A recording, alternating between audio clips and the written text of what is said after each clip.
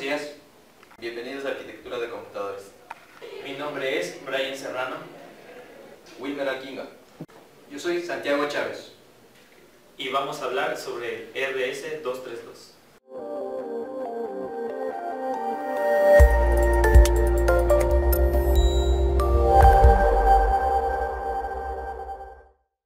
¿Qué es el RS232? Es un punto de serie estándar recomendado que con su interfaz designa el intercambio de datos, por ejemplo, entre una computadora y un módem. Muy bien, ahora vamos a ver un poco de la historia del RS232. Historia del RS232. La historia comienza en los años 60, en donde cada fabricante usaba una interfaz diferente para comunicarse entre sí y enviar y recibir datos. Para esto usaban un DTE y un DC. DTE era un Data Terminal Equipment y DC Data Communication Equipment. Estos eran cables, conectores y niveles de voltaje diferentes e incompatibles. Por lo tanto, la interconexión entre los equipos de diferentes fabricantes requería el uso de convertidores de niveles de voltaje y fabricación de cables y conectores especiales. Lo único que provocaba era el disgusto de los usuarios. En 1980, la creciente industria de las PCs encontró el estándar RS232 barato y apropiado para conectar periféricos a la PC. El RS232 llegó a ser rápidamente un estándar para conectar a la PC impresoras, cintas, terminales y otras PCs. Como estándar solamente soportaba la velocidad de transmisión de hasta 20 kbps y una distancia de hasta 16 metros. Se hallaron nuevos estándares como el RS449, 423, que son compatibles con el RS23, pero, sin embargo, la adopción de este nuevo estándar es un proceso largo y costoso. Por eso, la existencia del RS232 se ha expandido y por lo tanto se quedará con bastante vida. Ya con eso, ahora vamos a ver un poco cómo es la fabricación del RS232. Para esto necesitaremos un metro de cable UTP, dos conectores, una pinza de corte, un multímetro y un cautín. Pues bien, para esto hay que tomar en cuenta que el cable UTP tiene colores en su interior, que son blanco, negro, rojo, amarillo y verde. Sin orden alguno, dos conectores RC232, ambos hembras de 9 pines cada uno, dos filas de pines, una superior de 5 pines y la posterior de 4 pines. Por lo cual, como vemos en la imagen de aquí, en la conexión se utilizan 3 pines de conexiones cada uno. La secuencia debe ir así: pin 5 con cable blanco, pin 3 con cable verde, pin 2 con cable amarillo. Los demás pines deben quedar libres, como se puede aquí apreciar en la imagen. Por otro lado, hay que tomar en cuenta que en este caso casi todos los pines se recomienda seguir bien la secuencia, así no tendrán ningún problema en la construcción de dicho cable. En la conexión se utilizan los siguientes pines, como se puede ver aquí. Tener en cuenta que, por ejemplo, para los que no tienen muchos pines de un DB9 se debe conectar el pin 2 del otro y viceversa. Lo indico como se puede apreciar en la imagen. Aquí están las funciones de cada pin, y es que esta es otra forma de armado del cable RS232, que es más completo. Puertos de serie. Son adaptadores de entrada y salida de datos que mediante un RS232 y un determinado software podemos interactuar con la computadora.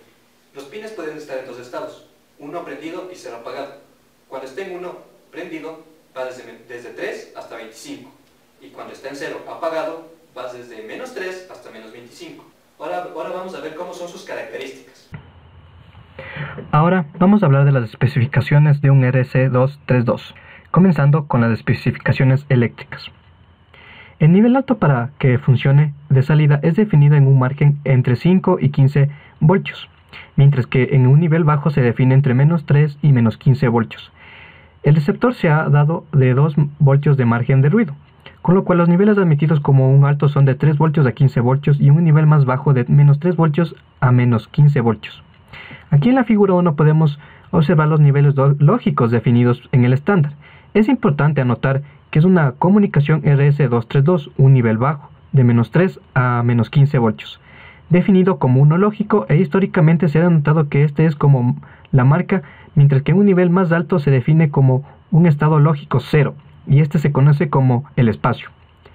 El estándar además limita la velocidad de cambio de salida del driver, la cual fue introducida para ayudar a reducir la probabilidad de interfaces entre líneas adyacentes. Así pues, la máxima velocidad de cambio es de 30 voltios y una velocidad de transición máxima de 20 kbytes por segundo. Ahora vamos a hablar de las especificaciones funcionales.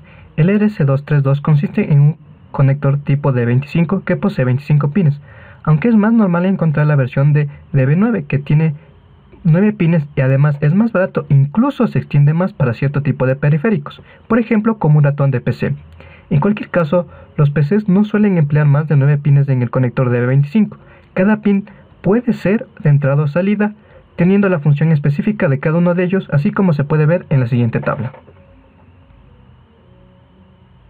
Ahora pasaremos a ver las especificaciones mecánicas. Aquí podemos ver que el conector normalmente emplea en los interfaces de RS232 un conector también de D25, aunque es normal encontrar una versión de 9 pines que es una forma más difundida. Este estándar define que el conector hembra se sustituirá en los DC y el macho en el DT.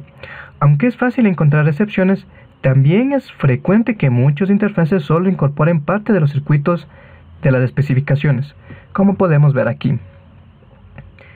Para conseguir establecer la comunicación serial entre dos equipos se pueden emplear los siguientes tipos de alambrado, como vemos aquí también en la siguiente imagen. En las aplicaciones veremos en qué tipo de conectores se utilizaba esta norma. El interfaz RS232 se utiliza para conectores tipo DB9, DB25, DB15, DB50 y DB19. El conector DB9 se utiliza para aplicaciones de serie como son el ratón, el módem o el módem nulo. El conector DB9 tiene 9 pines dispuestos en dos filas, como lo vemos en pantalla, uno sobre el otro. La fila superior tiene 5 pines y la fila más baja tiene 4 pines. El conector DB25 se utiliza para aplicaciones de puerto serie, como módem, módem nulo, laplink, impresora, escáner o unidades de almacenamiento extraíble. El módem DB25 tiene 25 pines dispuestos en dos filas, una sobre la otra. La fila superior tiene 13 pines y la fila más baja tiene 12 pines. El conector DB25 se utiliza para el juego, MIDI, creación de redes o aplicaciones de Apple, como son el joystick, el gamepad, sintetizador, AUI, el video de Apple. El conector DB25 tiene 15 pines dispuestos en dos filas, uno sobre el otro. La fila superior tiene 8 pines y la fila más baja tiene 7 pines. El conector DB50 se utiliza para aplicaciones tempranas de CSSI, con mayoría estaciones Spark. El conector DB50 tiene 50 pines dispuestos en 3 hileras, una encima de la otra. La fila superior tiene 15 pines, la fila de en medio tiene 16 pines y la fila más baja tiene 16 pines. Por último, tenemos el conector DB19, que se utiliza para unidades de discos. Este tiene 19 pines, que se diferencian en la fila superior con 10 pines y la fila inferior con 9 pines. Ahora hablaré sobre el protocolo, el cual son reglas que se deben seguir para que esta comunicación serial sirva. El protocolo de la interfaz RS232 tiene las siguientes características. La primera se llama idle, que es un estado en donde no se manda ninguna información. En este caso tiene como condición que mientras este sea 1 al principio, la información no se transmite. Después tenemos el bit de inicio, el cual indica que se va a transmitir información. Una vez que esta información empiece a correr, el protocolo nos permite que se pueda mandar un n bits que va desde 5 a 8 bits, el cual será el mismo tamaño para cualquier dato durante toda la transmisión. El bit de paridad es una regla opcional en el protocolo de esta interfaz y a su vez esta puede ser par o impar. tiene como condición que el dato mantenga un mínimo de 1 byte, es decir, 8 bits, y se encarga de verificar que la información sea válida. Luego están los bits de parada, que se pueden definir con 1 o 2 bits de parada. Por último, si la señal es 1, regresamos al estado idle, es decir, en donde no se va a mandar la información. El protocolo de esta interfaz trabaja con varias frecuencias, medidas en bits por segundo, y entre las más comunes tenemos que va 9600, 19200 o 115200 bits por segundo. En las conexiones veremos las señales RS232 más comunes. En las conexiones están las señales RS232 más comunes según sus pines, como podemos ver en el siguiente cuadro. La tierra común con un host 4.5. El transmisor de datos con un host de 3. El recibidor de datos con un host de 6. El terminal de datos preparados con un host de 2. El conjunto de datos con un host de 7. La solicitud de envío host 1. El despejado enviado con un host de 8. El acarreo detectado con un host de 7 y el indicador de anillo con un host no determinado. A continuación vamos a hablar sobre las conexiones DTE y DCE. La comunicación DTE y DCE está compuesta por 3 fases.